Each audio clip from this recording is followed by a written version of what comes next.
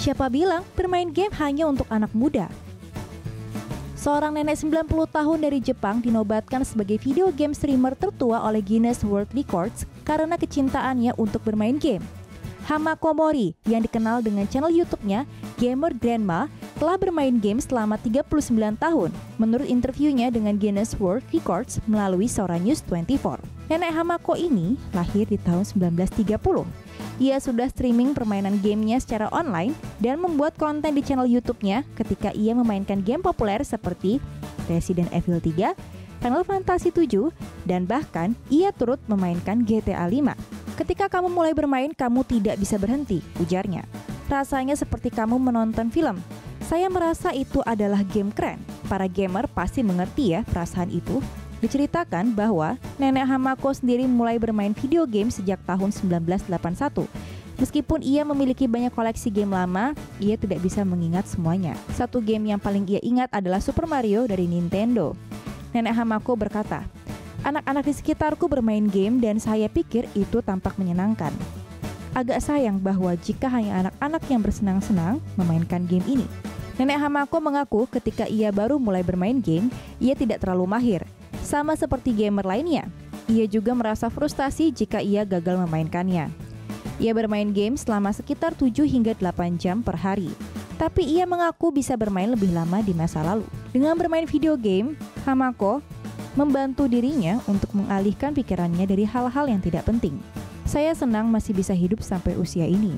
Saya merasa lebih hidup dari sebelumnya, dan saya senang sudah belajar bermain video game.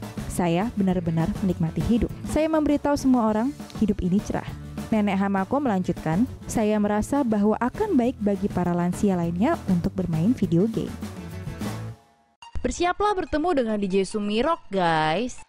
Siap-siap untuk nenek gaul ini. Sumiko Iwamuro, nenek berusia 82 tahun ini mungkin akan membuat kalian geleng-geleng kepala dan takjub. Sumiko berasal dari Jepang dan mungkin dari luar terlihat seperti nenek pada umumnya. Sumiko bekerja di sebuah restoran dumplings atau gyoza selama 60 tahun. Kira-kira apa yang membuat ia berbeda ya? Ternyata selain bekerja di restoran, malamnya ia adalah seorang DJ. Ya, nenek ini lebih dikenal sebagai DJ Sumirok pada malam hari.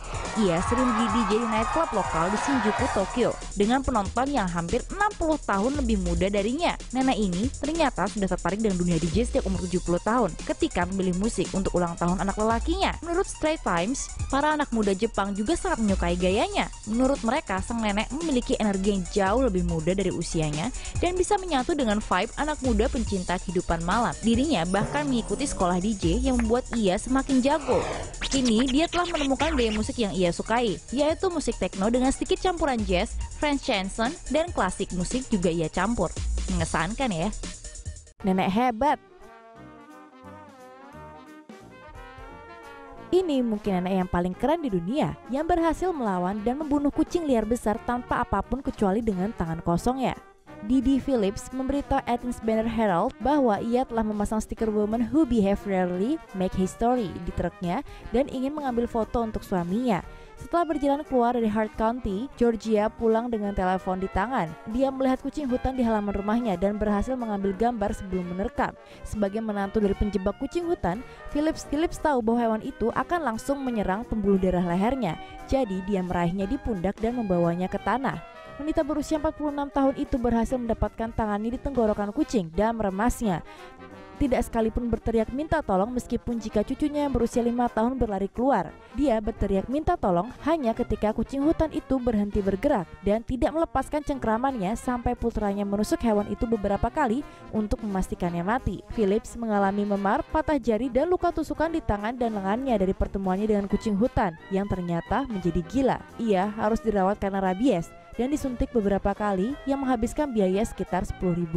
Tanpa asuransi dan 4 perawatan yang harus dijalani, sepupu Phillips telah membuat akun Fundly untuk membantu mengumpulkan uang untuk biaya pengobatannya. Ini baru namanya uji adrenalin.